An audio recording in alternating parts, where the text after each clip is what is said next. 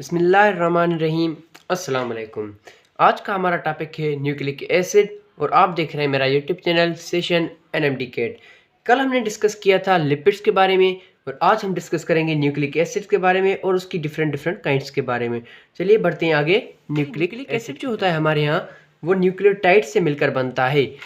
एक न्यूक्लियोटाइड हो सकता है, वो दो न्यूक्लियोटाइड हो सकते हैं, वो तीन न्यूक्लियोटाइड हो सकते हैं। मैं यहाँ पे लिख देता हूँ, न्यूक्लियोटाइड से मिलकर बनता है। ठीक है, इसमें हमारे यहाँ मोनोन्यूक्लियोटाइड होते हैं, डाइन्यूक्लियोटाइड और पॉलीन्यूक्लियोटाइड्स होते हैं। ठीक है, अगर हम बात की जाए न्यूक्लियोटाइड की तो वो किस तरह बनता है और उसका बेसिक स्ट्रक्चर क्या है, उसकी केमिकल कंपोजिशन क्या है, इस तरफ मैं आपको समझा देता हूँ। ये न्यूक्लियोटाइड, बेसिकली न्यूक्लियोटाइड हमारे यहाँ तीन चीज़ों से बनता है, मिलकर बनता है। It is composed of three different things. एक होता है हमारे यहाँ नाइट्रोजीनियस बेस, दूसरा हमारे यहाँ होती है पेंटोज शुगर और तीसरा हमारे यहाँ होता है फास्फेट। एक होता है हमारे यहाँ नाइट्रोजीनियस बेस, ठीक है, फिर होता है हमारे यहाँ पेंटोज शुगर। पेंटोज शुगर मतलब 5 कार्बन वाली शुगर। कार्बोहाइड्रेट में हम पढ़कर आए थे, पेंटोज शुगर थी, हेक्सोज शुगर्स थी, हेप्टोज शुगर्स थी, ट्रायोज थी, टेट्रोजेस थी। तो हमारे यहाँ जो न्यूक्लियोटाइड में इस्तेमाल होती है वो हमारे यहाँ होती है पेंटोज शुगर। ठीक है, उसके बाद आता है हमारे यहाँ फास्फेट ग्रुप।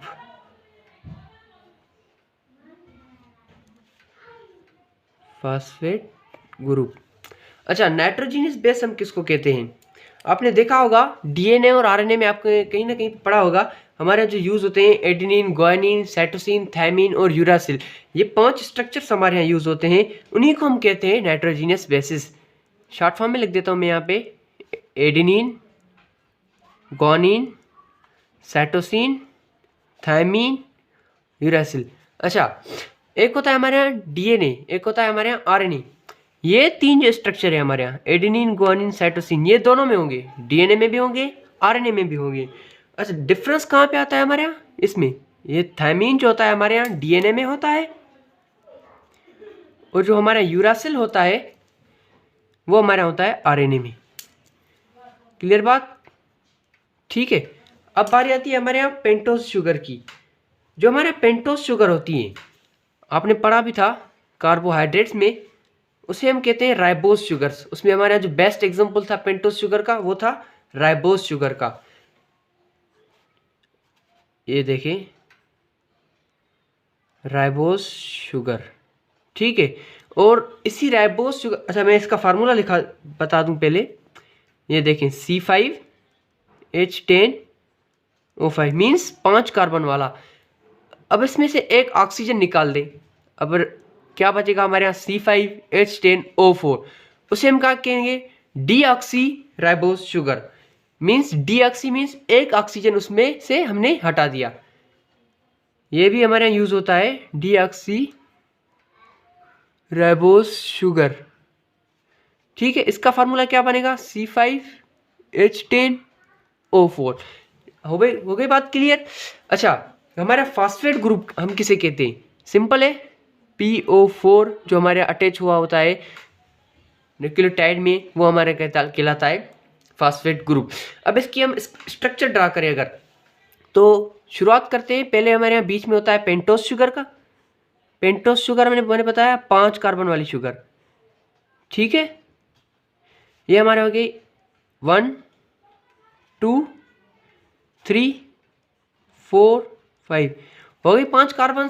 अच्छा, इसमें क्या होगा? एक जगह पे होगा हमारे यहाँ नाइट्रोजीनियस बेस होगा और एक जगह पे हमारे यहाँ होगा फास्फेट ग्रुप। वो कैसे? चलिए देखते हैं। अच्छा, यहाँ पे होता है हमारे यहाँ नाइट्रोजीनियस बेस होता है हमारे यहाँ, जो ये हो गए adenine, guanine, cytosine, thymine, uracil, वो हमारे यहाँ पे आते हैं।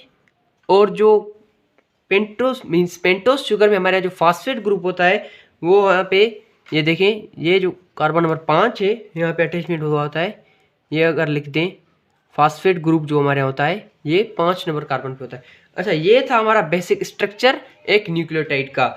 अब अगर इसको सिंपल तरीके से आपको समझाऊं तो ये देखें, ये nitrogenous base plus pentose sugar, ठीक है। ये क्या बनाते हैं हमारे यहाँ, ये पेंटोस शुगर, अगर ये दोनों मिल जाएं तो हम इस स्ट्रक्चर को कहते हैं न्यूक्लियोसाइड। ये अर्ली स्टेज है, न्यूक्लियोटाइड की अर्ली स्टेज को हम कहते हैं न्यूक्लियोसाइड।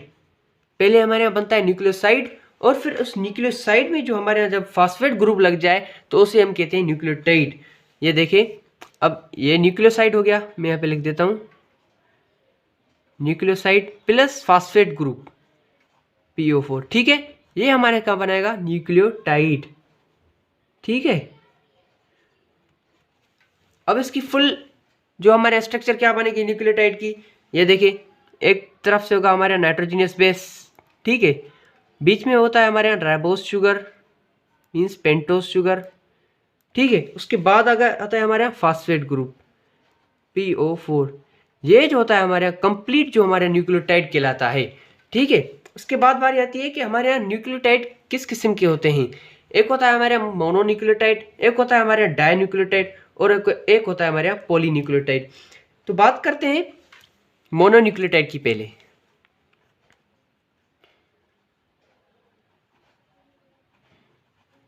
ठीक है। अगर हम मोनोन्यूक्लियोटाइड को देखें तो उसमें हमारे यहाँ जो आता है उसका बेस्ट एग्जांपल हम कहलाते हैं, उसे कहते हैं हम ATP। ATP क्या होता है हमारे यहाँ, एक एनर्जी कैरियर मॉलिक्यूल होता है जो कि माइटोकॉन्ड्रिया से निकलता है और पूरी बॉडी में ATP पूरी बॉडी में एनर्जी ट्रांसफर करता है, ठीक है। उसे हम कहते हैं ATP। इसका फुल फॉर्म क्या होगा, एडिनोसिन ट्राइफॉस्फेट। क्या बनेगा, एडिनोसिन ट्राइफॉस्फेट। अच्छा, बॉडी क्या करता है, ATP में हमारे यहाँ एनर्जी स्टोर होती है, वो बॉडी में पूरे बॉडी में फैल जाता है एनर्जी को डिस्ट्रीब्यूट करने के लिए। अब उसमें से एनर्जी कैसे मिलेगी हमें, वो एक बॉडी मैकेनिज्म होता है, ATP से हमें उसे कन्वर्ट करना पड़ता है ADP में, एडिनोसिन डाइफॉस्फेट मीन्स उसका एक फास्फेट ग्रुप जो हमें हटाना पड़ता है, इसीलिए हम उसे ADP में चेंज करते हैं ताकि हम उससे एनर्जी हासिल कर सकें। फिर से वो एक फास्फेट ग्रुप लेके ATP बन जाएगा, फिर से अब जब हमें उसे एनर्जी चाहिए हम उसे ADP में कन्वर्ट करेंगे, ठीक है। इसी तरह ये प्रोसेस चलता रहेगा। अब उसके बाद ADP में चेंज करने के बाद ये हमारे यहाँ फर्दर जो होता है हाइड्रोलाइज नहीं हो सकता, ठीक है। ये हमारे बन जाएगा सिंपलेस्ट मोनोन्यूक्लियोटाइड, ठीक है। उसके बाद बारी आती है हमारे यहाँ डाइन्यूक्लियोटाइड की। डाइन्यूक्लियोटाइड हम किसे कहते हैं, डाइन्यूक्लियोटाइड में हमारे यहाँ बेस्ट एग्जांपल है, एक होते हैं हमारे यहाँ NAD और दूसरा होता है हमारे यहाँ FAD। NAD और दूसरा होता है हमारे यहाँ FAD। बेसिकली ये भी हमारे जो बॉडी में फंक्शन करते हैं वो एक कोएंजाइम के तौर पर फंक्शन करते हैं, मींस एंजाइम के साथ जो हमारे यहाँ नॉन प्रोटीन पार्ट मिला होता है ये हमारे यहाँ उसे कहते हैं NAD और FAD। ये एंजाइम के साथ नॉन प्रोटीन पार्ट होते हैं और इसे हम कहते हैं कोएंजाइम, और ये एंजाइम के साथ ही वर्क करते हैं। और इनका फुल फॉर्म अगर बता दूं मैं, NAD का होता है निकोटीन अमाइड एडिनाइन डाइन्यूक्लियोटाइड,